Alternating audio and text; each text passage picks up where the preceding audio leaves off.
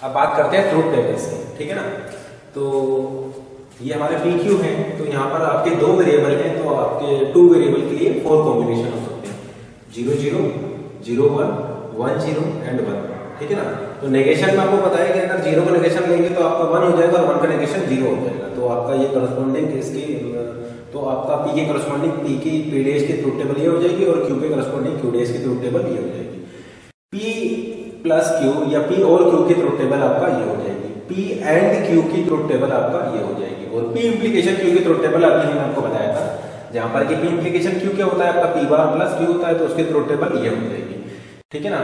ठीक है, उसी तरीके से पी सिमेट्रिक डिफरेंस क्यू या पी एक्सोर क्यू की ट्रूथ टेबल आपका ये हो जाएगा। जैसे कि हमने आपको बताया था कि इसको बोला जाता है एक्सोर, डिजिटल लॉजिक में इसको एक्सोर बोला जाता है और यहाँ पर इसको सिमेट्रिक डिफरेंस बोला जाता है। तो ये आपका डिफरेंस कैलकुलेट करेगा, डिफरेंस कैलकुलेट करेगा पी और क्यू में। तो आप जैसा कि यहाँ पर देख सकते हैं, जैसे इसको देखिए, ये आपका पी है और ये आपका क्यू है, तो 0 0 यहाँ पर कोई डिफरेंस नहीं है, ठीक है ना। तो डिफरेंस नहीं है तो ये 0 देगा। यहाँ पर देखिए आपका डिफरेंस है, पी और क्यू में डिफरेंस है, तो सिमेट्रिक डिफरेंस आपका 1 देगा। पी और क्यू में फिर डिफरेंस है तो आपका ये 1 देगा, और पी और क्यू में कोई डिफरेंस नहीं है तो ये 0 देगा, ठीक है। तो डिफरेंस क्या करता है, आपका ये डिफरेंस कैलकुलेट करेगा पी और क्यू में, जो उसको बोला जाता है सिमेट्रिक डिफरेंस। इसी तरीके से डिजिटल लॉजिक में इसको एक्सनोर बोला जाता है, ठीक है ना। ये आपका एक्सनोर गेट है, ये एक्सोर गेट है, ये आपका एक्सनोर है, तो ये एक्सनोर ऑपरेटर है, ठीक है ना। ये क्या करेगा, आपका सेमनेस चेक करेगा। तो यहाँ पर इसको आप बोल सकते हैं पी बाय इंप्लीकेशन क्यू बोल सकते हैं, या फिर इसकी वैल्यू हो जाएगी पी क्यू प्लस पी बार, या फिर आप इसको P dash by implication Q dash भी बोल सकते हैं, या फिर आप इसको पी एक्सनोर क्यू भी बोल सकते हैं। ये क्या करेगा, सेमनेस चेक करेगा। तो जैसे कि आप देखिए, पी और क्यू आपके क्या है, सेम है, तो सेम होने पर ये आपका 1 दे देगा। या तो पी क्यू को देखिए या फिर क्यू पी बार क्यू बार को देखिए, पी बार क्यू बार सेम है तो इसने 1 दे दिया। पी और क्यू आपके डिफर है तो ये 0 दे देगा, क्योंकि ये सेमनेस चेक करेगा, तो ये सेम तो नहीं है, आपके डिफर है, तो ये आपका 0 दे देगा। पी और क्यू आपके डिफर है, सेम नहीं है, तो ये 0 दे देगा। पी और क्यू आपके सेम है तो ये आपका 1 दे देगा, ठीक है ना। इसका मतलब ये आपका बाय इंप्लीकेशन क्या करेगा, पी और क्यू अगर सेम होंगे तो 1, अगर सेम नहीं होंगे तो 0। ये क्या करेगा, पी और क्यू में अगर डिफरेंस होगा तो 1, और अगर पी और क्यू में डिफरेंस नहीं होगा तो 0। जैसे कि यहाँ पर पी और क्यू में देखिए डिफरेंस है तो इसने 1 दिया है, और आप ऐसा बोल सकते हैं कि पी और क्यू जो है वो सेम नहीं है तो ये आपका 0 देगा, ठीक है ना।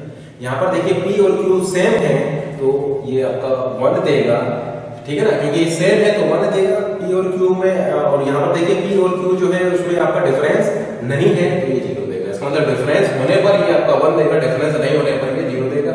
ये सेम होने पर 1 देगा और सेम नहीं होने पर ये 0 देगा। इसका मतलब हम ऐसा बोल सकते हैं कि अगर आप इसका नेगेशन ले लेंगे तो आपको ये मिल जाएगा, या इसका नेगेशन लेने पर आपको ये मिल जाएगा। तो हम ऐसा बोल सकते हैं पी एक्सोर क्यू का अगर आप नेगेशन ले लेंगे तो आपको पी एक्सनोर क्यू मिल जाएगा, ठीक है ना।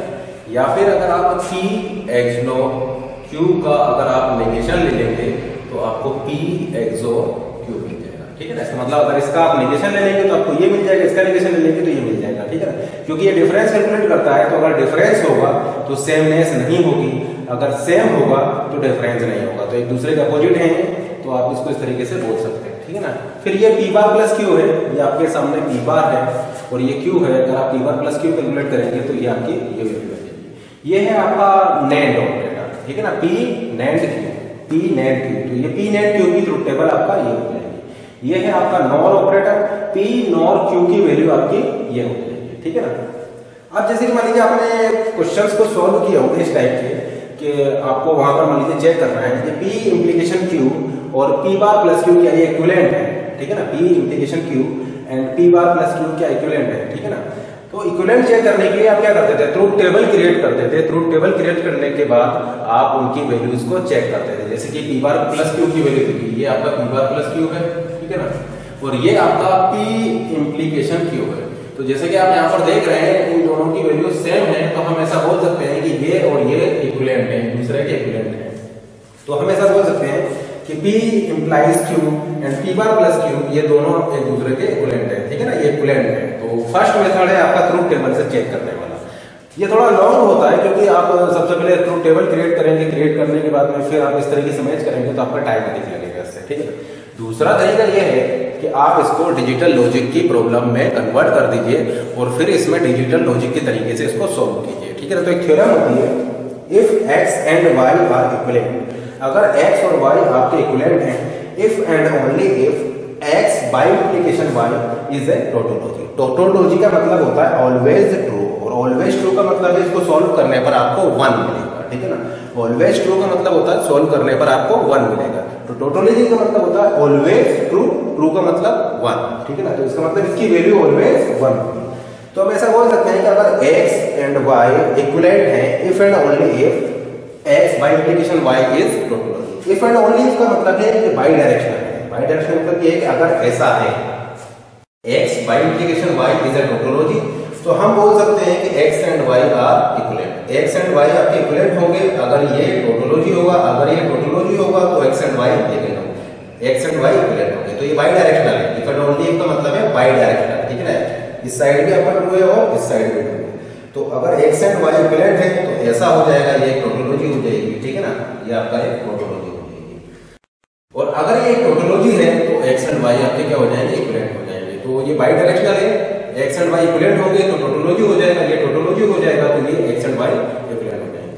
तो अभी ये जो फर्स्ट मेथड आपने देखा था, इसमें हमने इसकी ट्रूथ टेबल क्रिएट करके और उसको आपका मैच करा करके उस टाइप की प्रॉब्लम को सॉल्व किया था। अब हम क्या करने जा रहे हैं, इसको डायरेक्ट डिजिटल लॉजिक की प्रॉब्लम में कन्वर्ट करेंगे और फिर इसको सॉल्व करेंगे यूजिंग दिस थ्योरम, ठीक है ना। मान लीजिए आपको ये चेक करना है क्या ये और p बार प्लस q क्या ये दोनों इक्विवेलेंट हैं, तो हम ऐसा बोल सकते हैं कि अगर ये और ये इक्विवेलेंट होंगे तो आपका ये एक टोटोलॉजी होगा। इसका मतलब इसको सॉल्व करने पर आपको 1 मिलेगा। ये हम आपको बता चुके हैं। p बाय इंप्लीकेशन q क्या होता है, ये आपका सेमनेस चेक करता है। इसका मतलब या तो दोनों 1 1 होंगे या फिर दोनों 0 0 होंगे, या तो दोनों 1 1 होंगे या दोनों 0 0 होंगे। इस फॉर्मूले का अगर हम यहाँ पर यूज करें तो इसकी वैल्यू हो जाएगी p bar plus q by implication p bar plus q। एक काम करते हैं, p बार प्लस q को हम r मान लेते हैं, तो ये आपका हो जाएगा r बाय इंप्लीकेशन r। फिर इस फॉर्मूले में इसको पुट कर देते हैं तो ये आपका हो जाएगा r r प्लस r बार r बार। तो यहाँ से आपको मिल जाएगा r प्लस r बार और इसकी वैल्यू 1 हो जाएगी। इसका मतलब आपको 1 मिल चुका है। तो आप ऐसा बोल सकते हैं कि एक टोटोलॉजी होगा। इसका मतलब आप ऐसा बोल सकते हैं कि ये और ये एक दूसरे के इक्विवेलेंट होंगे, ठीक है ना। अब मान लीजिए आपको ये चेक करना है क्या ये दोनों इक्विवेलेंट है, तो फिर से हम उस थ्योरम को अप्लाई करते हैं। अगर हम ये प्रूव कर देते हैं कि ये एक टोटोलॉजी है तो हम ऐसा बोल सकते थे कि ये और ये आपके इक्विवेलेंट हो गए। तो जरा इसको सॉल्व करते हैं। इसको सॉल्व करने पर फिर आपको मिल जाएगा p बार q बार बाय इंप्लीकेशन p बार q बार। तो फिर आप इसको सॉल्व करेंगे तो आपको ये 1 मिल जाएगा। इसका मतलब आप ऐसा बोल सकते हैं कि ये टोटोलॉजी है, इसका मतलब ये और ये इक्विवेलेंट होंगे, ठीक है ना। अब मान लीजिए कि अगर आपको चेक करना हो कि क्या ये और ये इक्विवेलेंट है क्या, ठीक है ना, क्या ये दोनों इक्विवेलेंट है क्या। तो पहला तरीका तो ये कि आप ट्रूथ टेबल बनाइए और ट्रूथ टेबल बनाकर आप चेक कर सकते हैं। दूसरा तरीका ये है कि इसको डीएलडी में आप कन्वर्ट कर लीजिए। अब ये डीएलडी में आप कन्वर्ट करने के बाद में फिर आप ट्रांसपोजिशन थ्योरम का यूज कर लेंगे। ट्रांसपोजिशन थ्योरम का यूज करके हम इसको इस तरीके से लिख सकते हैं। फिर हम चेक करेंगे क्या ये आपका एक टोटोलॉजी है। अगर ये टोटोलॉजी है, इसको सॉल्व करने पर अगर आपको 1 मिल जाएगा तो हम ऐसा बोल सकते हैं कि ये और ये इक्विवेलेंट होंगे। तो जैसे कि आप यहाँ पर देख रहे हैं दोनों सेम आ चुके हैं। तो अगर इसको हम x मान लेते हैं तो ये भी आपका एक x हो जाएगा। तो फिर अब इसको सॉल्व करते हैं, ये हो जाएगा x बाय इंप्लीकेशन x। इसका मतलब ये आपका 1 आ चुका है। तो हम ऐसा बोल सकते हैं कि ये दोनों इक्विवेलेंट होंगे, ठीक है ना, ये और ये आपके इक्विवेलेंट होंगे। नेक्स्ट, जैसा कि हमने आपको बताया था p XOR q, ये क्या करता है, ये इसका डिफरेंस कैलकुलेट करेगा। p और q का डिफरेंस कैलकुलेट करेगा। तो अगर p आपका 1 है तो q आपका 0 होगा, या फिर हम बोल सकते हैं कि अगर p आपका 0 है तो q आपका 1 होगा, ठीक है ना। तो इसको हम लिख सकते हैं p बार XOR q बार, ठीक है ना। क्योंकि अगर p और q में डिफरेंस होगा तो p बार q बार में भी आपका डिफरेंस होगा। अगर p और q सेम होंगे तो p बार q बार भी आपके सेम होंगे। तो अगर आप इसको सॉल्व करेंगे तो आपको यही एक्सप्रेशन मिल जाएगा, ठीक है ना। इसी तरीके से अगर आप XNOR को देखेंगे, ये XNOR आपका क्या होता है, XNOR होता है आपका सेमनेस चेक करने के लिए बाय इंप्लीकेशन। तो XNOR आपका जो है वो बाय इंप्लीकेशन है, तो इसकी वैल्यू हो जाएगी, ये सेमनेस चेक करेगा, या तो दोनों 1 1 होंगे या फिर दोनों 0 0 होंगे, या तो दोनों 1 1 होंगे या फिर दोनों 0 0 होंगे। इसी तरीके से हम इसको लिख सकते हैं p बार XNOR q बार, ठीक है ना। क्योंकि अगर p और q सेम होंगे तो p बार q बार भी आपके सेम होंगे, ठीक है ना। अगर P और Q सेम है तो P बार Q बार भी आपके सेम होते हैं। फिर हमने आपको बताया कि अगर आप इसका नेगेशन ले लेंगे तो हमें ये मिल जाएगा, ठीक है। क्योंकि देखिए P और Q क्या बता रहा था आपका, P और Q बता रहा था डिफरेंस, ठीक है ना। अगर डिफरेंस होगा तो ये 1 देगा, डिफरेंस होने पर ये 1 देता था, आपने इसका नेगेशन कर दिया, यानी डिफरेंस का नेगेशन क्या हो जाएगा, डिफरेंस का नेगेशन हो जाएगा सेमनेस, डिफरेंस का नेगेशन सेमनेस। इसी तरीके से अगर आप सेमनेस P इग्नोर Q क्या बताएगा, P इग्नोर Q बताएगा सेमनेस, तो अगर आप सेमनेस का नेगेशन ले लेंगे तो फिर वो आपको डिफरेंस दे देगा। सेमनेस का अगर आप नेगेशन लेंगे तो वो आपको डिफरेंस दे देगा, ठीक है ना।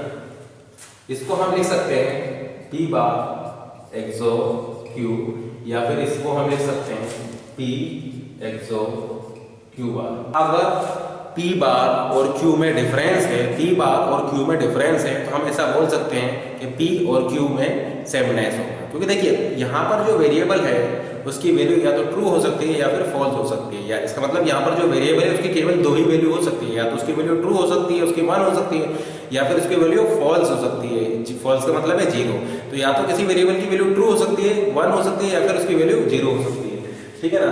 तो अगर P और Q सेम है, P और Q सेम है, तो हम ऐसा बोल सकते हैं कि P बार और Q डिफर कर रहे होंगे, ठीक है ना। जैसे कि आप एक एग्जांपल से देख सकते हैं P Q P बार। देखिए P और Q सेम है, इसका मतलब 2 केस में सेम हो सकते हैं, या तो 0 0 हो या फिर दोनों ये 1 1 हो। तो P और Q अगर सेम है तो P बार और Q में क्या रिलेशन होगा, P बार और Q हो जाएंगे, इसमें आपका डिफरेंस आ जाएगा। तो P और Q अगर सेम है तो P बार Q आपका डिफरेंस होगा। जैसे देखिए ये सेम है तो इसमें डिफरेंस आ जाएगा, ये सेम है तो इसमें डिफरेंस आ जाएगा। या P और Q अगर आपका डिफरेंस होगा, डिफरेंस का केस हो सकता है 1 0 या फिर 0 1। तो अगर P और Q में डिफरेंस होगा तो P बार और Q आपके सेम हो जाएंगे, P बार एक्सनोर Q या फिर P एक्सनोर Q बार।